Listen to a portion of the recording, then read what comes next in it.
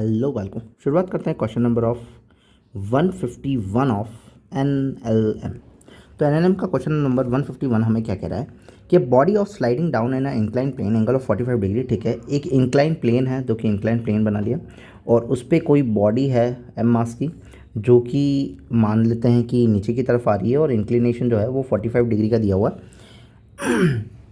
और जो नॉर्मल है वो जी की वैल्यू 10 है। The approximation downward acceleration of the body in meter per second, मतलब कि नीचे आ रही है और फ्रिक्शन जो हो रहा है वो कितना लग रहा है, फ्रिक्शन कॉफिशिएंट जो है वो कितना है तुम्हारा 0.25 है और ओवरऑल नीचे आ रही है, तो उसका कितना एक्सेलरेशन से आ रही होगी नीचे, वो ये कहना चाह रहा है। तो नॉर्मली अगर अपन इस पर एफबीडी बनाना देखना चाहें तो अगर मैं बोलूँ तो नीचे की तरफ क्या लग रहा होगा, एम लग रहा होगा।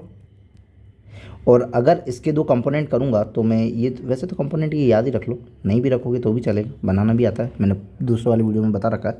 सो एम जी कॉस थीटा हो जाएगा ये, और ये वाला हो जाएगा एम जी साइन थीटा।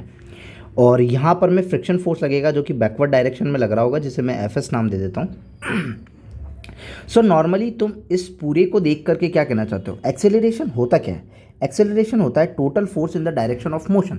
अब ब्लॉक को मोशन में लाने के लिए टोटल फोर्स लग कितना रहा है भाई, अगर अभी भी ब्लॉक नीचे आ रहा है दैट मीन्स कि एम जी साइन थीटा जो होगा वो तुम्हारा ज़्यादा होगा किससे,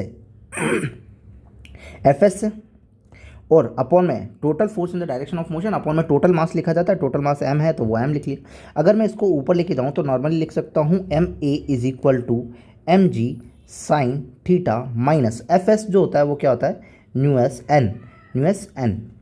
तो एफ एस जो होता है वो एक्चुअली क्या होता है, न्यू एस एन होता है, मतलब कॉफिशिएंट ऑफ फ्रिक्शन। और नॉर्मल जो होगा वो क्या होगा, परपेंडिकुलर लगेगा, परपेंडिकुलर लगेगा तो ये नॉर्मल किसको बैलेंस करेगा, एम जी कॉस थीटा को बैलेंस करेगा।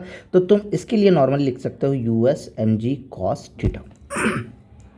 तो यहाँ पे तुम एन को हटा करके मैं डायरेक्टली लिख देता हूँ एम जी कॉस थीटा, इतना समझ में तो आ रहा है ना, M G cos theta.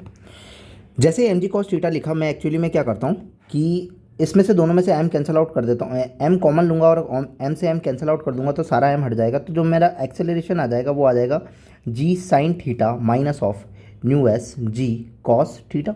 Normally value put कर देते हैं तो 10 और कॉस 45 की वैल्यू हो जाएगी √2, 1/√2 मतलब माइनस, और यहाँ पे न्यू एस की वैल्यू हो जाएगी 0.25 मल्टीप्लाई 10 और 1/√2, दोनों की वैल्यू सेम होती है तो ये हो जाएगा 2.5। ठीक है, तो √2 अपने पास में एलसीएम आ जाएगा 10 माइनस 2.5, तो 10 माइनस 2.5 इज वॉट 7.5 अपॉन में √2, और 7.5 अपॉन में √2 तुम इसको नॉर्मली सॉल्व करोगे तो ये आ जाएगा 5.312 समथिंग ऑफ ऐसा कुछ। तो इसमें 5.3 को अपन कितना लिख सकते हैं, 5.4।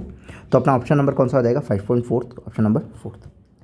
नॉर्मली एफबीडी बनाओ, एफबीडी से देखो कि किस तरफ कौन मूव कर रहा है। नॉर्मल एक्सेलरेशन तुम्हें पता ही है कि total force in the direction of motion upon में टोटल मास लिखा जाता है, तो उसको लिखो और तुम्हारा आंसर हो जाएगा। So if you like then subscribe, thank you.